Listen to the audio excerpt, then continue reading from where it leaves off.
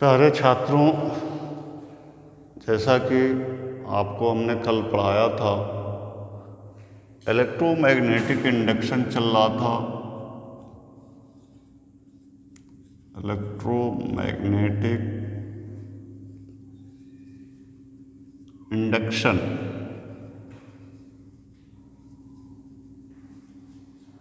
इसमें हमने बताया था कि किसी भी यदि बंद कुंडली से होकर गुजरने वाले चुंबकीय फ्लक्स के मान में परिवर्तन होता है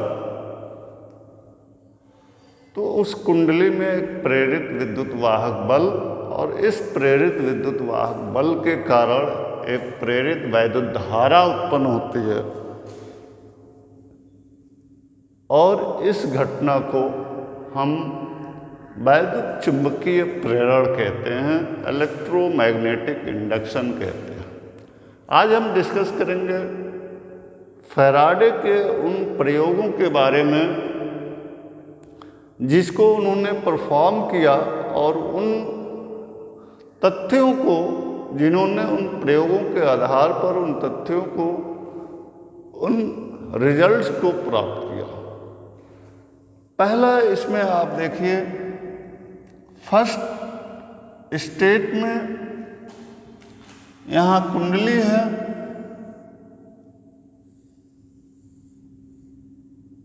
इस कुंडली में गैल्वेनोमीटर जुड़ा हुआ है।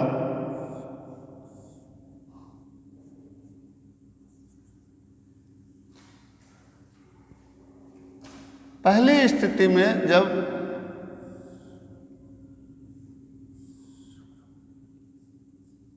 क्षण चुंबक के नॉर्थ पोल को तेजी से इस कुंडली की ओर ले आया जाता है, कुंडली में प्रेरित धारा उत्पन्न होती है और इस वैद्युत धारा की दिशा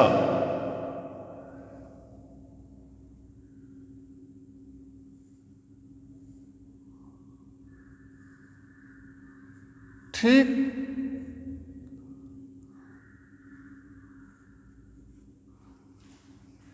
एंटी क्लॉकवाइज होती है। यानी कि जब चुंबक के उत्तरी ध्रुव को इस कुंडली की ओर तेजी से यदि लाया जाए तो दो घटनाएं होती हैं। एक तो इस कुंडली में प्रेरित धारा उत्पन्न होती है जो डिफ्लेक्शन, गैल्वेनोमीटर का डिफ्लेक्शन बताता है कि इसमें धारा है। दूसरी चीज, ये जो प्रेरित धारा है उसकी दिशा इस स्थिति में एंटी क्लॉकवाइज उत्पन्न होती है। अब आइए दूसरी स्थिति देखें।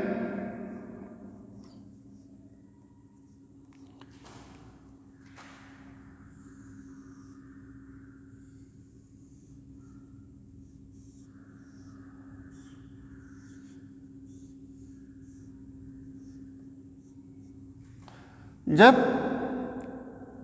इसी मैग्नेटिक बार को, चुंबकीय छड़ को जब कुंडली से दूर ले जाया जाता है,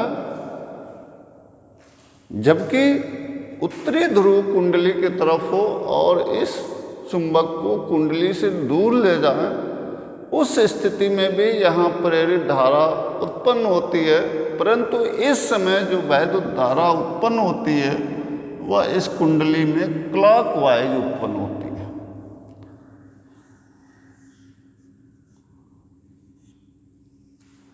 धारा की दिशा क्लॉकवाइज उत्पन्न हो जाती है, यानी पहले की स्थिति में ये दूसरी स्थिति में धारा की दिशा बदल जाती है।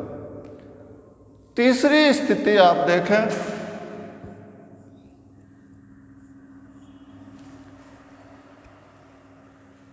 तीसरी स्थिति में कुंडली है,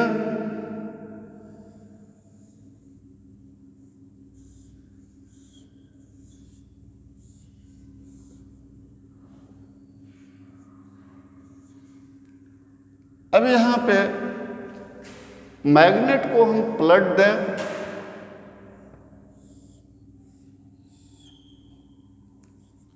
और अब कुंडली की ओर साउथ पोल दक्षिणी ध्रुव कर देते हैं। और उस समय जब हम साउथ पोल को इस कुंडली की ओर तेजी से मूव कराते हैं तो पुनः इसमें प्रेरित धारा उत्पन्न होती है और इस प्रेरित धारा की दिशा एंटी क्लॉकवाइज होती है।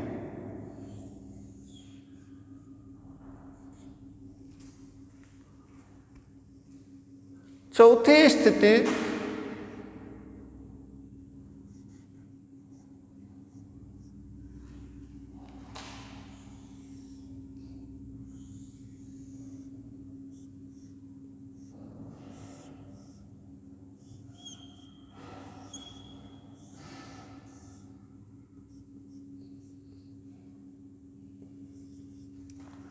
इसी क्षण चुंबक के दक्षिणी ध्रुव को अब हम कुंडली से दूर ले जाते हैं। जब साउथ पोल को दक्षिणी ध्रुव को इस कुंडली से दूर ले जाया जाता है उस समय इसमें प्रेरित धारा एंटी क्लॉकवाइज उत्पन्न होती है।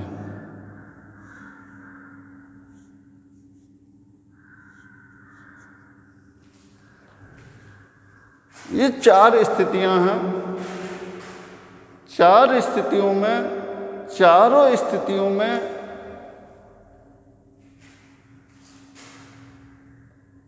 कॉइल और चुंबक के बीच रिलेटिव मोशन है और इस रिलेटिव मोशन के कारण, सापेक्षिक गति के कारण यहाँ पर प्रेरित वैद्युत धारा, प्रेरित वैद्युत धारा, प्रेरित वैद्युत धारा सभी स्थितियों में उत्पन्न होती है।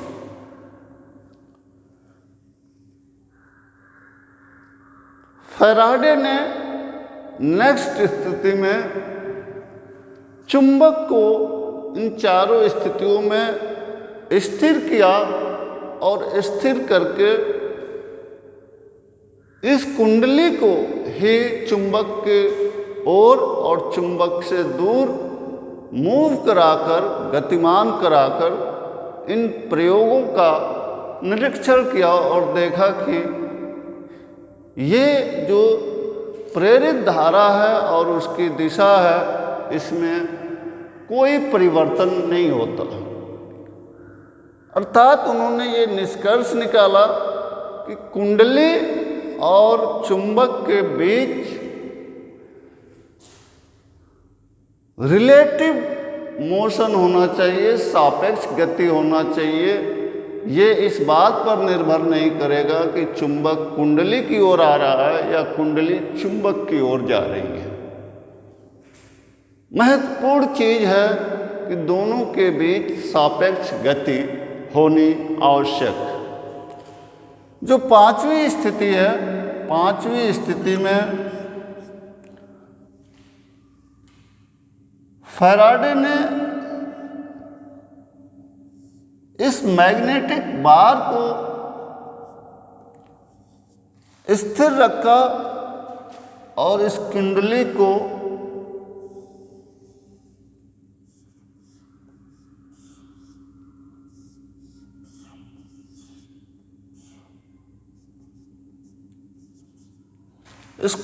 को इसके अक्ष के परितः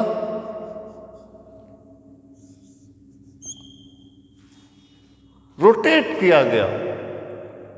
उन्होंने जब रोटेट कराया देखा कि उस स्थिति में भी यदि इस कुंडली को इसके अक्ष के परितः चुंबक की उपस्थिति में इसे रोटेट कराए, तेजी से घुमाएं, उस स्थिति में भी इसमें प्रेरित वैद्युत धारा उत्पन्न होती है और प्रेरित वैद्युत धारा की दिशा आधे चक्र में एक तरफ और आधे चक्र में दूसरी तरफ, अर्थात आधे चक्र में क्लॉकवाइज और आधे चक्र में एंटी क्लॉकवाइज उत्पन्न होती है। इन प्रयोगों के आधार पर फैराडे ने दो नियम प्रतिपादित किए, दो नियम उन्होंने एस्टेब्लिश्ड किया। उन नियमों को फैराडे के वैद्युत चुंबकीय प्रेरण के नियम कहते हैं। पहला नियम फैराडे फर्स्ट लॉ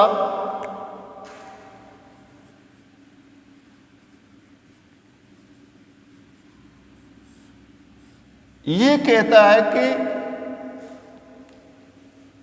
जब कभी किसी बंद कुंडली से होकर बद्ध चुंबकीय फ्लक्स के मान में परिवर्तन हो तो उस कुंडली में एक प्रेरित विद्युत वाहक बल तथा उस वाहक बल के कारण एक प्रेरित वैद्युत धारा उत्पन्न होती है। इसे Faraday first law of electromagnetic induction कहते हैं। दूसरा उन्होंने कहा जिसे हम फैराडे सेकंड लॉ कहते हैं,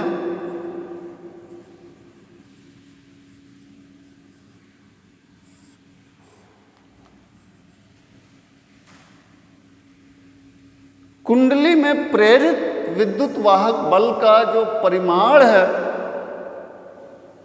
जो प्रेरित विद्युत वाहक बल उत्पन्न होता है, उस प्रेरित विद्युत वाहक बल का परिमाण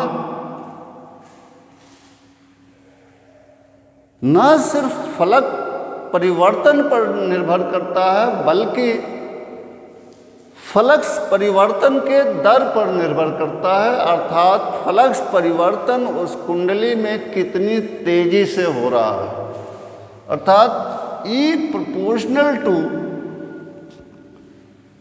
delta phi upon delta t. Delta phi उस कुंडली में होकर गुजरने वाले फ्लक्स के मान में परिवर्तन है और ये डेल्टा टी उस परिवर्तन में लगने वाला समय है। इस तरह delta phi upon delta t ये फ्लक्स परिवर्तन की दर, अर्थात एकांक समय में कितना फ्लक्स परिवर्तित हो रहा है। इस तरह यदि हम इसको इक्वल टू में चेंज करें, then this becomes n delta phi upon delta t।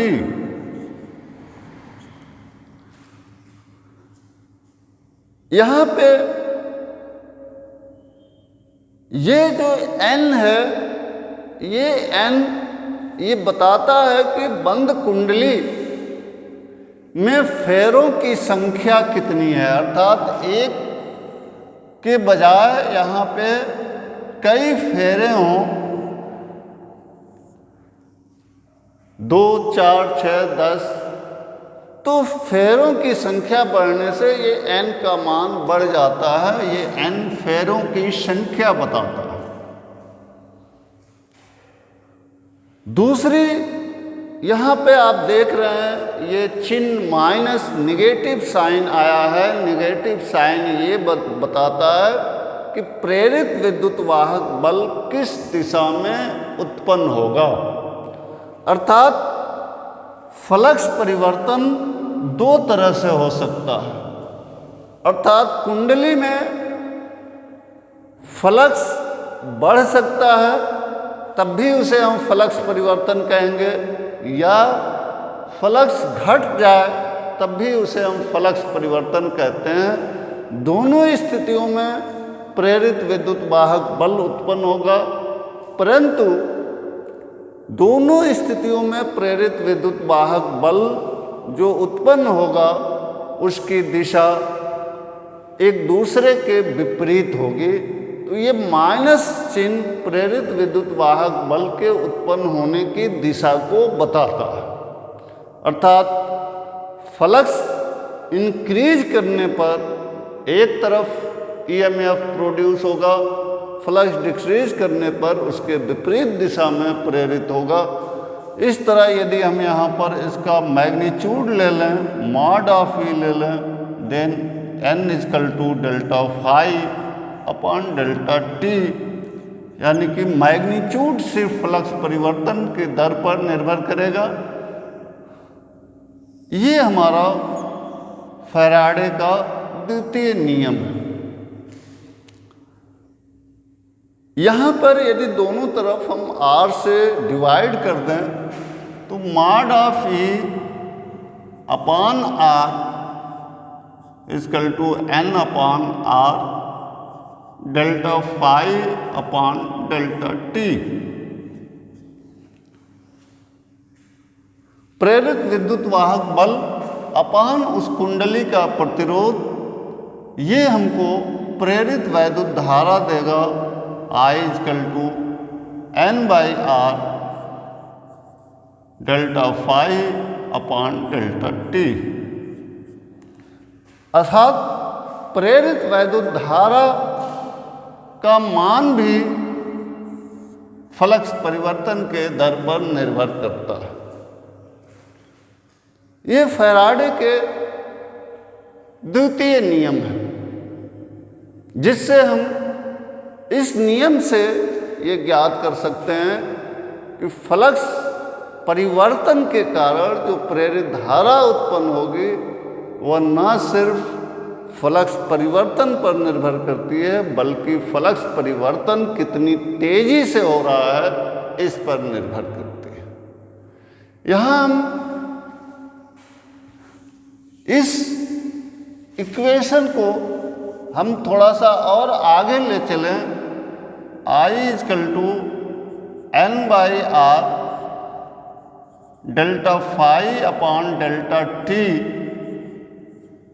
इस इक्वेशन में दोनों तरफ डेल्टा टी से मल्टीप्लाई करें, I delta t equal to N by R delta phi हो जाएगा। आप जानते हैं I डेल्टा टी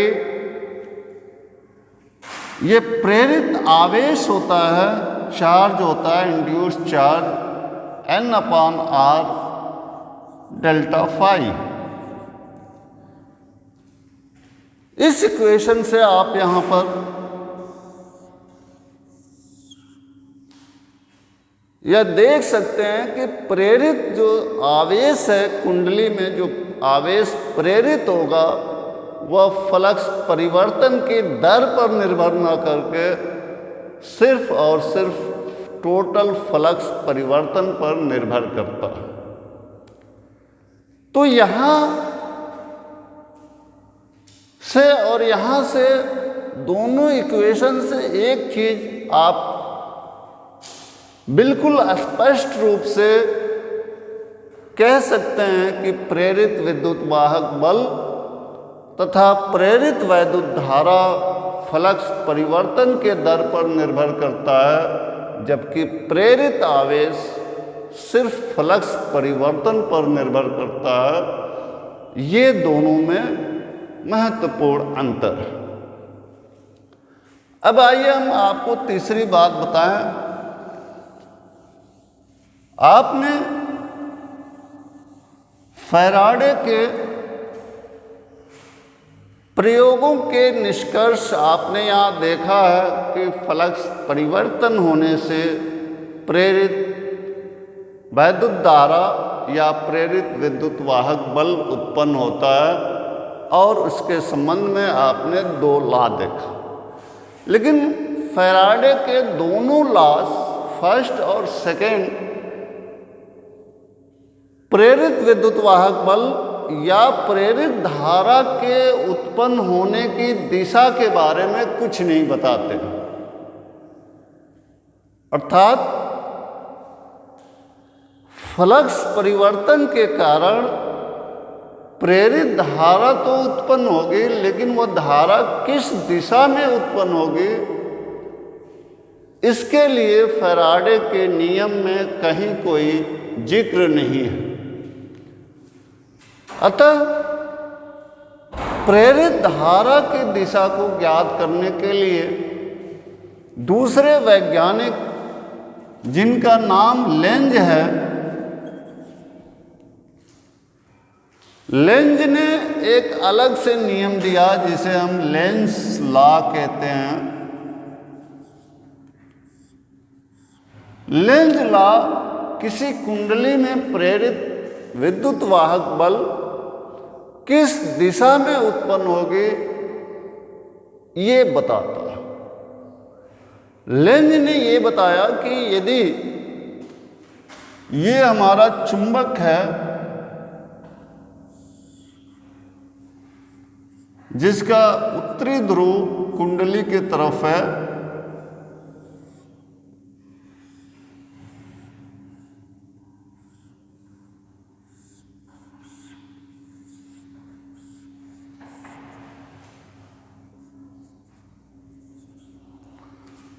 जब हम उत्तरी ध्रुव को कुंडली की तरफ ले जाते हैं तो प्रेरित धारा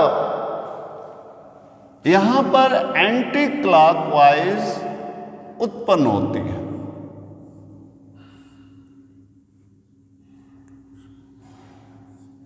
ये धारा एंटी क्लॉकवाइज क्यों उत्पन्न होती है, इसके लिए लेंज ने ये बताया कि ये यहाँ प्रेरित धारा अपने आप को उस दिशा में प्रेरित करती है जिससे वो अपने उत्पन्न होने के कारण का विरोध कर सके। अर्थात induced current induces itself in such A direction that it can opposes the cause of its origin. यानी अपने उत्पन्न होने का विरोध कर सके, इस दिशा में वो उत्पन्न होती है। तो यहाँ विरोध कैसे होगा? यदि हम नॉर्थ पोल को ले जा रहे हैं तो नॉर्थ पोल को इस कुंडली की ओर जाने के कारण यहाँ पर प्रेरित धारा उत्पन्न होती है। इसलिए प्रेरित धारा अपने को उस दिशा में उत्पन्न हो सके जिससे कि ये कुंडली जो खुद इसका इधर वाला सिरा नॉर्थ पोल बन जाए। और ये तभी संभव है जब इस कुंडली में वैद्युत धारा एंटी क्लॉकवाइज। उसी तरह यदि नॉर्थ पोल को हम दूर ले जाएं तो दूर जाने की वजह से इसमें प्रेरित धारा उत्पन्न होगी और ये प्रेरित धारा चूंकि नॉर्थ पोल को दूर जाने की वजह से प्रेरित हो रही है, अतः अपने आप को उस दिशा में उत्पन्न करेगी जिससे वो नॉर्थ पोल को दूर जाने का विरोध करे। और दूर जाने का विरोध तभी होगा जब ये कुंडली अपने आप को साउथ पोल बना ले। तो साउथ पोल बनाने के लिए कुंडली में क्लॉकवाइज वैद्युत धारा उत्पन्न हो सके। इस तरह लेंज ने प्रेरित वैद्युत धारा के दिशा को किस दिशा में उत्पन्न होगी इसको स्पष्ट रूप से अपने नियम के द्वारा बता दिया। परंतु ये धारा अपने आप को उत्पन्न करती है जिससे वो अपने उत्पन्न होने के कारण का विरोध कर सके। ऐसा क्यों करती है? प्रश्न यहाँ मूल रूप से प्रश्न ये है कि ये ऐसा क्यों करती है। इसको समझने के लिए आइए हम देखते हैं। ये साउथ पोल है, ये नॉर्थ पोल है। यदि साउथ पोल को हम कुंडली की ओर ले जाएं तो साउथ पोल को ले जाने की वजह से यहाँ पर प्रेरित धारा होगी और प्रेरित धारा अपने आप को उस दिशा में उत्पन्न करेगी जिससे ये साउथ पोल बने, ताकि ये साउथ पोल के आने का विरोध करे। लेकिन हम मान लें कि ये प्रेरित धारा इस तरह से उत्पन्न हो रही है जिससे ये कुंडली नॉर्थ पोल बन जाए। मान लेते हैं कुछ देर के लिए ऐसा पॉसिबल नहीं है, लेकिन देखते हैं मान लेने पर क्या हो रहा है। यदि ये नॉर्थ पोल बन गया और ये चुंबक यहाँ पे है, तो ये साउथ पोल हो गया और ये नॉर्थ पोल हो गया। आप जानते हैं कि दोनों के विपरीत पोल्स के बीच एक आकर्षण का बल कार्य करेगा F, जिसे हम चुंबकीय बल कहते हैं, मैग्नेटिक फोर्स कहते हैं। अब ये ये आकर्षण का बल इसे अपनी ओर आकर्षित करेगा, जिससे इस चुंबक में एक डिस्प्लेसमेंट हो जाएगा, एक विस्थापन हो जाएगा। मान लिया कि ये विस्थापन डेल्टा D हो जा रहा है। अतः बल गुणे विस्थापन, फोर्स इनटू डिस्प्लेसमेंट, ये वर्क डन देगा। मीन्स यहाँ पे यदि ये नॉर्थ पोल बनता है तो यहाँ पर वर्क डन हो जाता है, कार्य हो जाता है, और कार्य ऊर्जा तुल्यता आप जानते हैं, अर्थात यहाँ ऊर्जा उत्पन्न होती है। परंतु ये कार्य किसी बाह्य कारक के द्वारा नहीं किया गया, अर्थात बाह्य कारक से ये ऊर्जा यहाँ पर नहीं आई। ये ऊर्जा बिना किसी बाह्य कारक के स्वतः उत्पन्न हो गई। अर्थात ये कुंडली यदि नॉर्थ पोल बन जाए तो यहाँ चुंबक को खींचने में जो कार्य होगा और उस कार्य को करने में जो ऊर्जा खर्च होगी, ये ऊर्जा स्वतः यहाँ उत्पन्न हो गई है। ये दूसरे किसी सोर्स से ट्रांसफर नहीं हो रही है। इसका मतलब यहाँ पर ऊर्जा क्रिएट हो रही है। आप जानते हैं कि एनर्जी कंजर्वेशन कहता है कि energy neither created not destroyed, it can only change from one form to another form. तो इस तरह से यहाँ पर ऊर्जा संरक्षण का जो मूल सिद्धांत है, एनर्जी कंजर्वेशन का जो मूल सिद्धांत है, वही यहाँ पर फेल हो जाता है। अर्थात यहाँ ऊर्जा स्वतः क्रिएट हो जाती है। ये कब ऐसा हो रहा है? जब हम यहाँ पर मान लेते हैं कि साउथ पोल के आने से नॉर्थ पोल यहाँ यानी कि एंटी क्लॉकवाइज धारा प्रवाहित होती है। इसको ऐसा मानने से हमें ये बहुत बड़ी डिस्क्रिपेंसी उत्पन्न हो जाती है। अतः यह पॉसिबल नहीं है कि साउथ पोल जाए तो यहाँ नॉर्थ क्रिएट हो, जो कि संभव नहीं है। और लेंज लॉ भी यही कहता है कि साउथ पोल जाएगा तो यहाँ पे साउथ पोल डेवलप होगा जो इससे जाने का विरोध कर सके। अतः ऊर्जा संरक्षण का नियम नहीं बदल सकता। अतः इस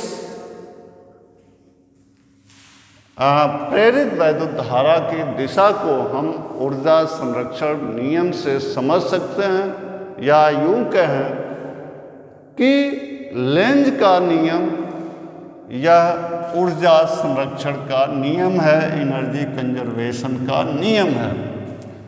इस तरह आपने देखा इलेक्ट्रोमैग्नेटिक इंडक्शन में इलेक्ट्रोमैग्नेटिक इंडक्शन वैद्युत चुंबकीय प्रेरण क्या है, प्रेरण से संबंधित फैराडे के प्रथम और द्वितीय नियम क्या है, और प्रेरित विद्युत वाहक बल या प्रेरित वैद्युत धारा की दिशा को निर्धारित करने के लिए लेंज का नियम क्या है। अब हम आपको नेक्स्ट वीडियो में मोशनल ईएमएफ गतिक विद्युत वाहक बल के बारे में चर्चा करेंगे। धन्यवाद।